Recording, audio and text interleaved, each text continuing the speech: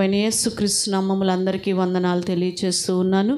పరమగీతాల గ్రంథము 6వ అధ్యాయము 11, 12 వచనాలను చదువుకుందాం. లోయలోని చెట్లు ఎట్లున్నవో చూచుటకు, ద్రాక్షావల్లులు చిగిర్చెనో లేదో, దాడిమ వృక్షములు పూత పెట్టనో లేదో చూచుటకు నేను అక్షోట వృక్షోద్యానమునకు వెళ్ళి తిని, తెలియకే నా జనులలో గనులగు వారి రథములను నేను కలుసుకొంటిని. ప్రియ దేవుని బిడ్డలారా, ఈ 11వ వచనాన్ని మనం చూస్తే, ఆయన మొదటి రాకడ ద్వారా మనము రక్షించబడినామైతే ఆయన మనము బహుగా ఫలించాలి అని కోరుకుంటూ ఉన్నాడు. ఇక్కడ ఫలించటాన్ని మనము 11వ వచనములో చూస్తూ ఉన్నాం. ఫలించినదా లేదా అనేది చూస్తూ ఉన్నట్లుగా మనం చూస్తూ ఉన్నాం. ఈరోజు మన ప్రియుడైనటువంటి యేసు నువ్వు బహుగా ఫలించాలి అని కోరుకుంటూ ఉన్నాడు. నువ్వు బహుగా ఫలించాలని కోరుకుంటూ ఉన్నాడు. ప్రియ సంగమా, ఈరోజు అది ప్రభువు మనము ఎలా ఫలిస్తాము, ఎవరి ద్వారా ఫలిస్తాము అంటే ప్రభువు ద్వారానే మనము ఫలిస్తాము అని మరి ముందుగానే ప్రభువారు మనకి తెలియచేస్తూ వచ్చారు. ఈరోజు నీవు ఒక ఫలభరితమైన జీవితము జీవించాలి అంటే అది దేవుడు నీ జీవితంలో కృప ఇవ్వాలంతే. చాలామంది ఫలించడానికి, అభివృద్ధి చెందడానికి రకరకాల ప్రయత్నాలు, సొంత ప్రయత్నాలు చేస్తూ ఉంటారు, రకరకాలుగా ప్రయత్నిస్తూ ఉంటారు. కానీ ఈరోజు నువ్వు ప్రయత్నించాలంటే ఆయన కృప లేకపోతే, ఆయన సన్నిధి లేకపోతే నువ్వు ఫలించలేవు. యెషయా గ్రంథం 27వ అధ్యాయము 6వ వచనములో మనం చూస్తూ ఉంటాం. రాబోవు దినములలో యాకోబు వేరు పారును, ఇశ్రాయేలు చిగుర్చి పూయును. చూడండి, దేవుడు ఫలభరితముగా ఈ భూలోకమును చేయాలి అని దేవుడు కోరుకుంటూ ఉన్నాడు. వారు భూలోకమును ఫలభరితముగా చేయుదురు.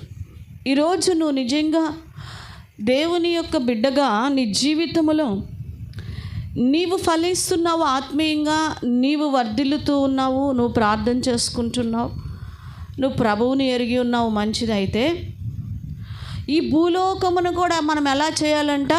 ఫలభరితముగా చేయాలని దేవుడు కోరుకుంటూ ఉన్నాడు. ఈరోజు ఫలించుట దేవుడు నీ నుంచి ఆశిస్తూ ఉన్నాడు. నువ్వు ఫలించటమే కాదు, కానీ యాకోబు వేరు చిగుర్చి మరి పారునన్నట్లుగా భూలోకమును ఫలింప చేయాలని కోరుకుంటున్నాడు. అదే యెషయా గ్రంథం 35వ అధ్యాయం 1వ వచనములో చూస్తాం. అపవాదైతే అడవిగా పనికిరాని అడవిగా మన జీవితాలను వాడు మార్చాడు, కానీ ప్రభువారైతే ఫలింప చేస్తాడు అని ఆ యొక్క వచనాల్లో మనం చూస్తూ ఉంటాం. నిన్ను ఫలింప చేసేవాడు ప్రభువే. అపవాదైతే ఒక అడవిగా పనికిరాని విధముగా నిన్ను మార్చేస్తున్నాడు, ఆశీర్వాదం లేకుండా మార్చేశాడు నీ జీవితాన్ని. ఈరోజు పైకి ఏదో ఎర్ర చూపించేసి కొంత ఆకర్షించినట్లుగా అట్లా చేసేసి నీ జీవితాన్ని పాడు చేసేసాడు. ఈరోజు నీ జీవితము అరణ్యమైపోయిందేమో, నీ జీవితము ఆశీర్వాదము లేని అరణ్యమైపోయిందేమో నీ బ్రతుకు. ప్రియ సంగమా, అయితే ప్రభువు ఫలింప చేస్తాడు అని ఇక్కడ మనం చూసుకుంటూ ఉన్నాం. అదే హోషేయ గ్రంథంలో మనం చూస్తాం. 14వ అధ్యాయములో 5వ వచనం నుంచి 7వ వచనం వరకు మనం చూస్తే, ఆత్మ సంబంధమైన ఈ జీవితాన్ని మనము కలిగి ఉండాలి. ఇలాంటి ఫలింపు కలిగిన ఆత్మ సంబంధమైన ఇలాంటి జీవితాన్ని కలిగి ఉండాలని ఆ వచనాలలో మనం చదువుకుంటాం. మీరు చదవండి, నేను చెప్పే రిఫరెన్స్. ప్రియ సంగమా, ఆత్మ సంబంధముగా మరి నువ్వు ఫలిస్తూ ఉన్నావా? ప్రియుడా, నీ ఆత్మ వర్ధిల్లుచున్న ప్రకారము నీవు అన్ని విషయములలో వర్ధిల్లాలి. మనం అన్ని విషయముల్లో వర్ధిల్లాలి. మరి ఆత్మ సంబంధముగా నీవు ఎంతవరకు వర్ధిల్లినావు అనేది నువ్వు పరిశీలన చేసుకోవలసినటువంటి విషయం. కీర్తనాకారుడు అంటాడు, 72వ అధ్యాయం 7వ వచనాన్ని మనం చూద్దాం. అతని దినములలో నీతిమంతులు వర్ధిల్లుదురు, నీతిమంతులు ఫలిస్తారు, వర్ధిల్లుదురు. ఈరోజు ఫలించినప్పుడు నీ నీతి తెలియబడుతుంది. ఎవరు వర్ధిల్లుతారంట? నీతిమంతులు వర్ధిల్లుతారు, నీతిమంతులు ఫలిస్తారు. ఈరోజు ఫలించుట ప్రియుడు అక్కడ చూస్తూ ఉన్నాడు. ఆ యొక్క 11వ వచనం, లోయలోని చెట్లు ఎట్లున్నవో చూచుటకు, ద్రాక్షావల్లులు చిగుర్చెనో లేదో ఫలించినో లేదో చూచుటకు, దాడిమ వృక్షములు పూత పట్టెనో లేదో చూచుటకు, నేను అక్షోట వృక్షోద్యానమునకు వెళ్ళి తిని. ఫలించెనో లేదో చూస్తున్నాడు ప్రియుడు. ఈరోజు నీలో ఫలాలు ఉన్నాయా లేవా? ఫలములు ఈరోజు ఫలింపని ప్రతి తీగని ఏం చేస్తానంటున్నాడు ప్రభువారు? అగ్నిలో తీసి పెరికివేసి నరికి అగ్నిలో పడవేయబడుతూ ఉన్నావు. నువ్వు నీతి కలిగినటువంటి వారు ఫలిస్తారు. అంతేకాదు, నీతి కలిగి కీర్తనకారుడు అంటాడు, అదే 92వ అధ్యాయం 12వ వచనంలో, వారు ఎలాగంట నీతిమంతులు ఖర్జూర వృక్షము వలె మువ్వవేదురు అంటున్నాడు. ఖర్జూర వృక్షం వలె నువ్వు ఫలిస్తావు. ప్రియ సంగమా, ఈరోజు ఫలింపు నీ జీవితంలో కోరుకుంటున్నాడు. ఏదో వచ్చావు వెళ్ళావు, ఫలింపు లేనటువంటి జీవితం, ఫలాలు లేని జీవితం, మోడుబారిపోయిన మొద్దుబారిపోయిన జీవితాన్ని దేవుడు కోరుకోవట్లేదు. ఎంతవరకు నువ్వు ఫలించావు ప్రభువులో? ఆత్మీయంగా ఎంతవరకు ఫలించావు? ఒకసారి పరిశీలన చేసుకో.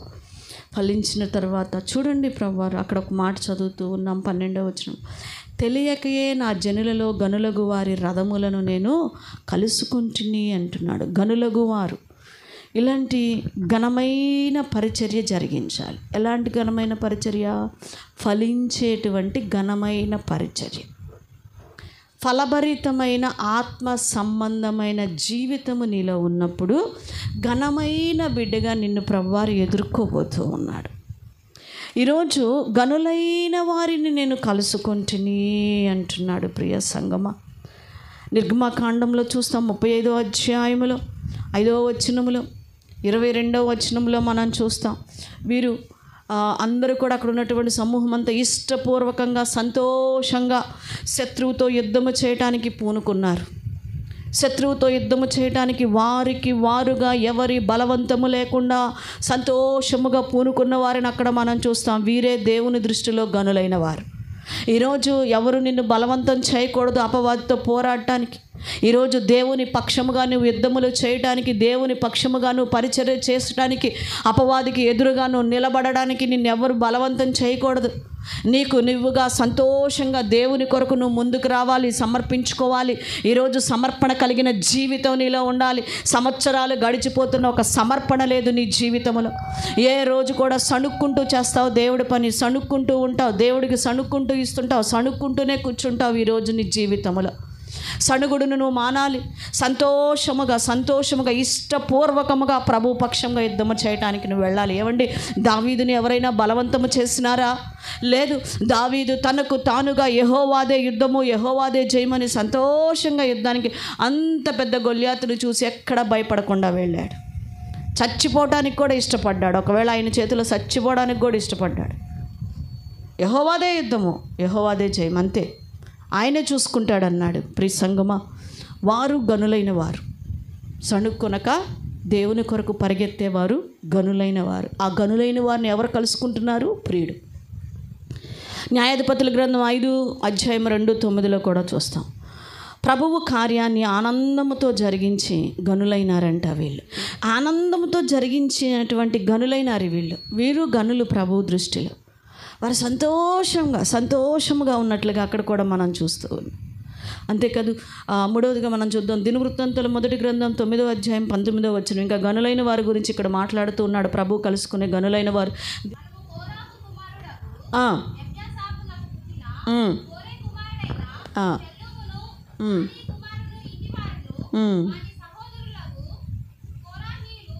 చూడండి, వీళ్ళు ఒకరి తర్వాత ఒకరు ప్రభువు అప్పగించిన పనిని ఘనమైనదిగా ఎంచి భావించి చేస్తూ ఉన్నారు.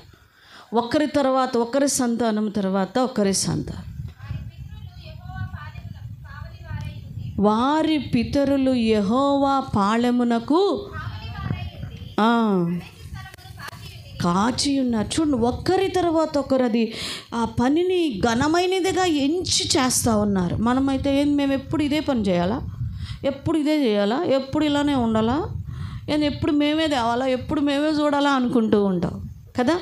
ఈరోజు వారికి ఇచ్చిన ఆ పనిని చూడండి, ఒకరి తర్వాత ఒకరు వారి సంతానములు అది ఘనమైనదిగా భావించి చేస్తూ ఉన్నారు. అది తరతరములు ఎంత చక్కగా భావించారో చూడండి. అందుకే వాళ్ళు గనులైనారంట, గనులైనారు. ప్రియ సంగమ, నిర్గమకాండం 35వ అధ్యాయం 29వ వచనంలో ఇక్కడ ఇంకొక గనులను చూస్తున్నాం. మోషే చేయవలెనని యెహోవా ఆజ్ఞాపించిన పనులన్నిటినీ ఇశ్రాయేలీలు పురుషులనేమి స్త్రీలేమి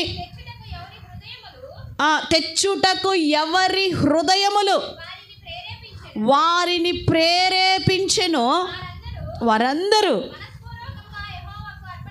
ఎలా ఇచ్చారంటే దేవునికి ఇచ్చే విషయంలో మనస్ఫూర్తిగా ఇచ్చారు. సణుక్కోల అందరూ కూడా ఆ పనిలో భాగస్థులు అవటానికి దేవుడికి కొన్ని తెచ్చి వారి దగ్గర వారు ఇవ్వాలనుకున్న అన్నీ ఇష్టపూర్వకంగా తెచ్చిస్తున్నారంట. ఇచ్చే విషయంలో కూడా వాళ్ళు ఎలాగున్నారంట, గనులుగా ఉన్నారు, గనులుగా ఉన్నారు. ఈరోజు దేవుడికి ఇచ్చే విషయంలో నువ్వు గనురాలిగా గనుడుగా ఉంటున్నావా, లేకపోతే గణహీనురాలివి గణహీనుడు అయిపోతున్నావో పరిశీలన చేసుకో.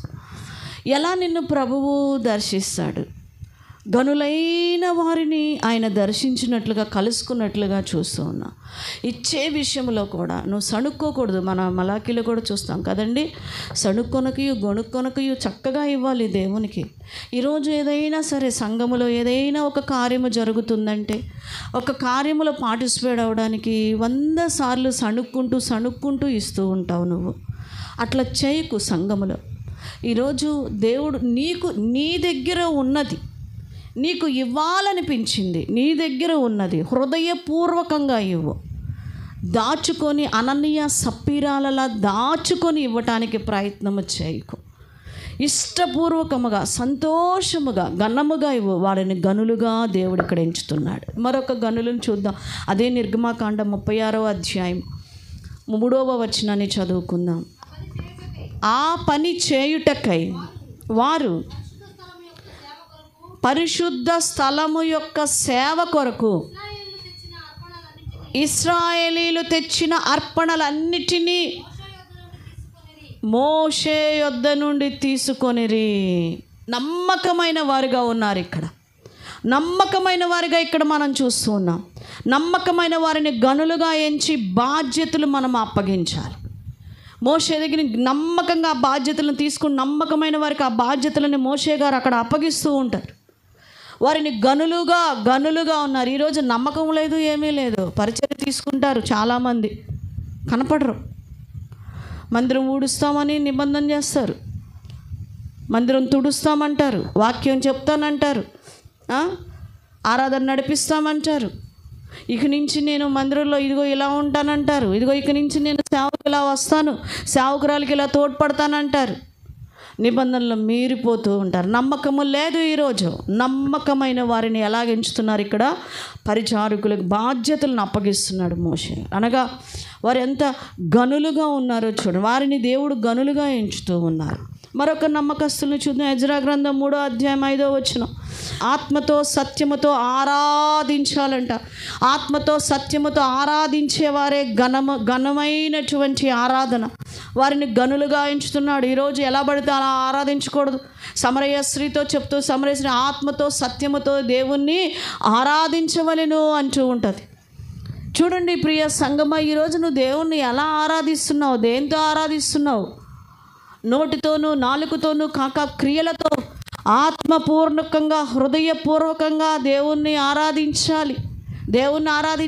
ఏదో 4 భాషలు మాట్లాడేసి 4 ప్రవచనాలు చెప్పేసేసి తర్వాత నీ ఇష్టానుసారంగా జీవిస్తూ ఉంటే అది ఆత్మపూర్ణులు కాదు. పరిశుద్ధాత్మ వచ్చినప్పుడే పరిశుద్ధంగా ప్రభు మాటలు వల్లించటం, పాటలు పాడటం, ఆరాధించటం. అది అయిపోయినాక అదే నోటితో బూతులు మాట్లాడతాం, అదే నోటితో ఇష్టం వచ్చినట్టు జీవిస్తూ నాకు ఆత్మ వస్తుంది, నేను ఆత్మను పొందుకున్నానని మాట్లాడుతూ ఉంటారు. ఆత్మ నీలో ఉంటే ఎల్లప్పుడూ కూడా భయము కలిగి ఉంటావు. పరిశుద్ధాత్మ నీలో ఉంటే ఎల్లప్పుడూ పాపము చేయటానికి భయపడతావు, పాపపు దృశ్యాలను చూడటానికి భయపడతావు. ఏదో భాషలు మాట్లాడేసేసి లేకపోతే ఇంకేదో చేసేయటం కాదు. ప్రియ సంగమా, దేవుని యొక్క వాక్యం సెలవిస్తుంది, నువ్వు దేవుని ఆత్మతో సత్యముతో ఆరాధించే వారిని గనులుగా దేవుడు ఎంచుతున్నాడు. వారిని ప్రభువారు కలవబోతున్నారు. గనులను కలుసుకొని ప్రభువు ఏం చేస్తున్నారు? గనులను కలుసుకొని 12వ వచనంలో చదివాం కదా, తెలియకే నా జనులలో గనులకు వారి రథములను నేను కలుసుకుంటుని ఏం చేయబోతున్నారు? కలుసుకొని గనులైన వారిని. ఏమండి, యెషయా 41లో మనం చదువుతాం. ఏం చేయబోతున్నారు? గనులైన వారిని చూడండి. ఏదనగా నా జనులను ఓదార్చుడి మాట్లాడి. చూడండి, గనులైన వారిని అనగా ప్రభువు కొరకు నీవు ఆనందముతో దేవుని పక్షంగా నువ్వు యుద్ధాలు చేసినప్పుడు, దేవుని పక్షంగా నువ్వు పరిగెత్తుతున్నప్పుడు, దేవుని పక్షంగా నువ్వు ఆయన పరిచర్యలో పాలుభాగస్రాలు అయినప్పుడు, ప్రభువు కొరకు ఆనందంగా, అంతేకాదు ఇష్టపూర్వకంగా సంతోషంగా ఆయన పక్షంగా నువ్వు యుద్ధములు చేసినప్పుడు నువ్వు గనురాలివి. దేవునికి ఇచ్చే విషయంలో నువ్వు ఆయన్ని సంతోషంగా గొనుక్కోకుండా ఆయనకి ఇస్తున్నప్పుడు నువ్వు గనురాలవి. నమ్మకముగా బాధ్యతను తీసుకొని నువ్వు చేస్తున్నావు, నువ్వు గనురాలవి. ఆత్మతో సత్యముతో ఆరాధిస్తున్నా నీవు గనురాలవి. అయితే ఈ గనులను కలుసుకోబోతున్నాడు ప్రభువారు. ఇలాంటి భక్తిలో, ఇలాంటి ఘనమైన స్థితిలో ఉన్న వారిని దేవుడు కలుసుకోబోతున్నాడు. కలుసుకొని వారిని ఏం చేస్తున్నాడంటే ప్రభువారు ఓదార్చుచున్నాడు. హల్లెలూయా. లాజర్ గారిని చూడండి, దరిద్రుడైన లాజర్ని మనం చూస్తూ ఉంటాం. నిజంగా ఎంత పేద దరిద్రుడో కానీ మంచి విశ్వాసిగా మనం చూస్తూ ఉంటాం. అక్కడ ధనవంతుడి గురించి ఒక సాక్ష్యం దేవుడు చెప్తాడు. నా కుమారుడా, భూమి మీద నీ సుఖమును అనుభవించి నీకు ఇష్టమైనట్లు జీవించావు, నీకు ఇష్టమైనట్టు, నీకు నచ్చినట్లు. అంటే రివర్స్లో లాజరు పరలోకంలో ఉన్నాడంటే తనకు నచ్చిన జీవితం జీవించలే. కురుపులున్నా, పేదరికం ఉన్నా, తిండి లేకపోయినా ఎవరికి ఇష్టంగా జీవించాడు? తన హృదయాన్ని ప్రభువుకి ఇష్టంగా బ్రతికాడు. ఆయన సంతోషపెడుతూ ఉన్నాడు లాజరు దినదినం. లాజరండి గనుడు. ధనము కలిగిన వారు కాదు, గనులైన వారు. ధనవంతుడు కాదు, ఘనమైనటువంటి వాడు లాజరు. అయితే ఎత్తబడిన తరువాత అబ్రహాము రొమ్మున ఏం తీర్చుకుంటూ ఉన్నాడు? సేద అనగా ఓదార్చబడుచున్నాడు. ఈరోజు నీకు నీ శ్రమలకి, నీ కష్టాలకి, నీ ఘనమైన భక్తి జీవితానికి ఓదార్పు ఉన్నది. నిన్ను ఓదార్చేవాడు, నిన్ను హక్కును చేర్చుకునేవాడు ఆయన ఉన్నాడు. ప్రియ సంగమా, అదే యెషయా గ్రంథం 51వ అధ్యాయం 16వ వచనములో గనులైన వారిని కలుసుకున్నప్పుడు ఆయన ఓదారుస్తున్నాడు నిన్ను. అంతేకాదు, చదవండి ఆ మాట 16.